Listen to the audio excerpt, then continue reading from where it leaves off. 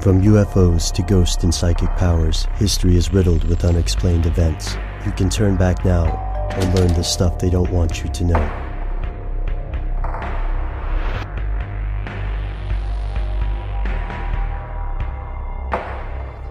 Here are the facts.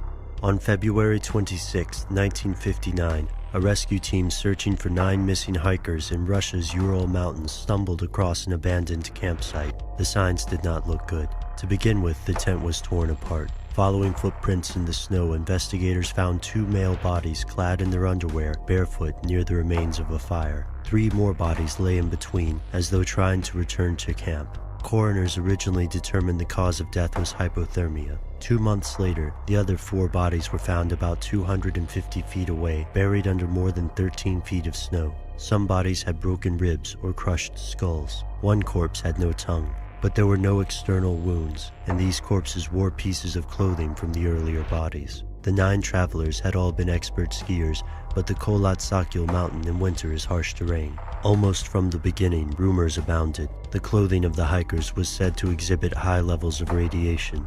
At the funerals, their flesh reputedly bore a strange orange cast, and their hair was gray. Another group of hikers about 30 miles south at the time of the incident swear they saw glowing orange spheres to the north.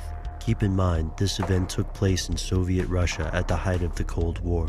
When investigators closed the case 3 months later, the files went into a classified archive, and all other citizens were barred from the area for 3 years. As rumors grew into legend, the location came to be known as Dyatlov's Pass, named after the leader of the ill-fated expedition. To some skeptics, this tragedy is the result of a disastrous avalanche, and the eerie details can be attributed to a range of other phenomena. However, the Soviet investigators weren't convinced, and in the end, their report famously concluded that these 9 unfortunate souls fell victim to an unknown, compelling force.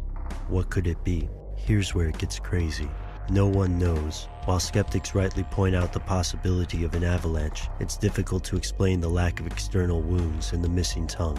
While some conspiracy theorists may cite a possible attack by extraterrestrials, there's still no conclusive proof that such creatures exist. One of the original conspiracy theories, that the young hikers had been attacked by the locals, was debunked early on.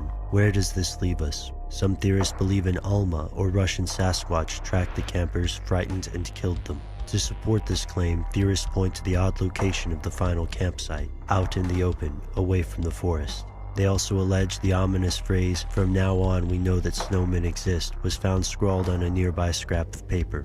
The internal injuries allegedly indicate the embrace of a gigantic creature. But the most compelling conspiracy theory, and in its way the most terrifying, involves no little green men, no giant hominids. Instead, some theorists and longtime researchers present at the original rescue party believe the Soviet government is to blame.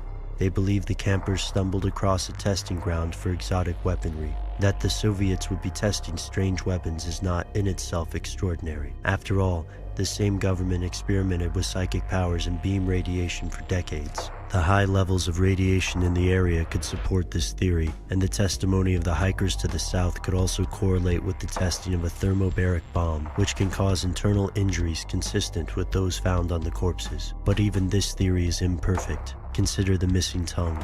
Additionally, why would the Soviets test a weapon domestically when there are already plentiful, more isolated testing areas in Central Asia, especially Kazakhstan? And this theory isn't the only one with holes in it. How would an avalanche hit the campers but miraculously leave their footprints intact? Why didn't the rescuers find traces of an Almas? In February of 2008, a team of 30 experts gathered with surviving members of the rescue party to evaluate newly disclosed evidence from the former Soviet government. After filtering through the evidence and first-hand accounts, the panel made 2 intriguing conclusions. First, they concluded that the most probable cause of the disaster was a secret weapons test, which, combined with the frigid weather, minus 30 degrees Celsius, killed the campers. Second, and here's the interesting part, they concluded that evidence was missing from the files. Several documents, and in particular, a mysterious envelope referred to in the existing evidence, have simply disappeared.